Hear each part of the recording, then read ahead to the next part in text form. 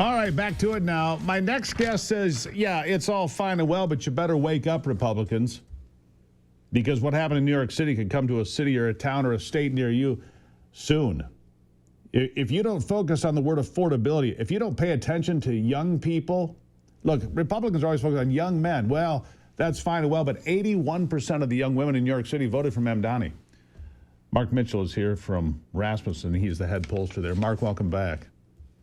Yeah, really great to be here, and we should revise that because nothing's well. Absolutely nothing is well at all. Nothing is well.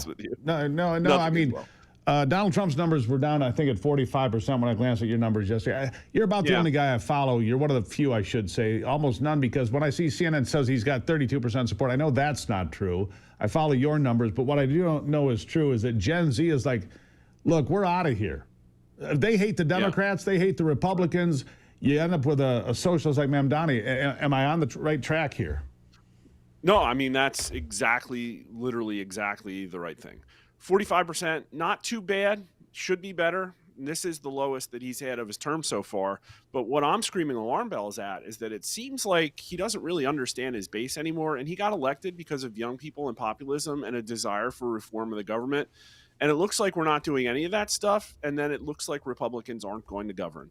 Republicans gave everybody a really clear view about what Republican governance looks like. And it's like, okay, a shutdown government with no plans, food SNAP, SNAP benefits being defunded. And Donald Trump, meanwhile, is focused on foreign policy. And then what is the right doing? It's tearing itself apart on the internet over Israel. And so Democrat crossovers and independents did not turn out in New Jersey and Virginia. And a lot of people will be like, okay, that's expected. Well, they really got clobbered, and the right thought they were going to do a lot better. And the reason that they didn't is because young people don't care at all about Republicans or conservatives. And conservatives were given the best chance they're ever going to get at fixing the government. They say, oh, our values are so awesome. We win the marketplace of ideas. Well, you had your chance, and you're doing nothing, and everybody's going to know it. So I'm just saying that the young people are now going to Mamdani. He won in New York because that's what young people want. And even the people who voted for Trump under 40 are pretty okay with democratic socialism because they don't even understand what capitalism is because you took it away and then didn't teach them about it. Yeah. So the young people are increasingly going to control politics, and boomer politics are kind of over. And unfortunately, the Republican Party is the party of boomers. Is it too late? Can it be corrected at this point? You've got until November of next year. I do like the idea of health savings accounts opposed to Obamacare that would lower the price of health care for a million people. If young people could get a health savings account, that money could be in their column. Yeah. And if they stay healthy, that money rolls over. $2,000 checks back, that's nice, but it's short term. Nobody remembers that stuff. What has to be done for the Republicans to get back in control? Yeah. Is it ending the filibuster? What is it? I don't think any of those things you mentioned are good enough because they seem like business as usual kind of DC fixes, and people want massive change in DC. They told me that 75% to 20%. And it looks like kind of big business oligarchy solutions. Everything that Trump proposed, it's like, oh, we're going to give you more debt. Oh, we're going to give you health savings accounts. Like, no, how about you break the regulatory state in healthcare?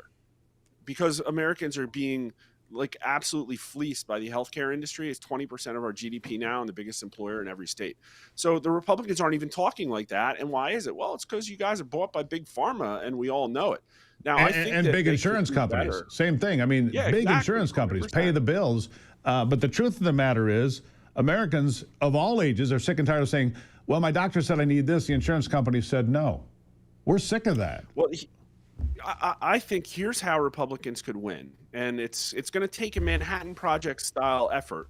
Trump first needs to surround himself with people. Apparently, it looks like Charlie Kirk was giving him all the advice, and that's like kind of gone now. He needs to understand his base and young people immediately. Economic populism, not billionaires. And he could fix that, and he could fix his numbers. He needs to get back to shock and awe and brutally reforming the government. We haven't seen any of that at all. And then for Republicans, I think that this can only be fixed by like a contract for America that understands the nuance that people don't want conservatism anymore. It can serve nothing. They could maybe go off to a retreat and come back and join hands and sing Kumbaya about how we have 20 things now and we can get you 5 of them by November. And it might be through reconciliation, but we're going to tell you what they are. And those bills aren't going to be full of a bunch of other DC garbage. And then show the Americans that you can actually govern as a party. I think that might be just enough to do it. But right now, they're probably going to be underwater, I'm guessing, in the new polling, 6, 7, 8 points in the generic ballot because they look dysfunctional, and they are. So it's probably when do gonna we see swing back those to the numbers? Democrat. Here's my bigger question, Mark. Yeah. Anybody listening to you besides me? Yes, I think they are. But I'm going to keep screaming. Well, you have to. I mean, there's a lot of noise out there. But it is going to be populism. Look, what Mamdani won on is the same thing Trump won on. Populism, different kind, different flavor, different direction, but it's about affordability. It's about young people not wanting to wait until they're 40 to own a house. They want to make sure they can pay the electric bill. They want to make sure if they go to college and work their asses off, they get something out of it. I mean, that's what you're talking about, right? 100%. Right now, we are governed essentially by the most selfish generation, and I'm not trying to sling mud here, but the people under them have been basically starved, and they want a little bit of selfishness too. And so when Mamdani speaks, people don't hear, oh, socialism is bad. Well, you didn't teach them socialism is bad. All they hear is that he cares about them. And quite frankly, the Democrats have a solution for populism, and the Republicans don't. The Democrat solution for populism is we're going to plunder the Treasury and give you everything you want in a $10 trillion bill. And they'll do it. And so I think people understand that the Democrats are serious and will do that. The right version of economic populism needs to be like, smash the oligarchy. Unfortunately, it looks like the Republican Party is the oligarchy. Yeah.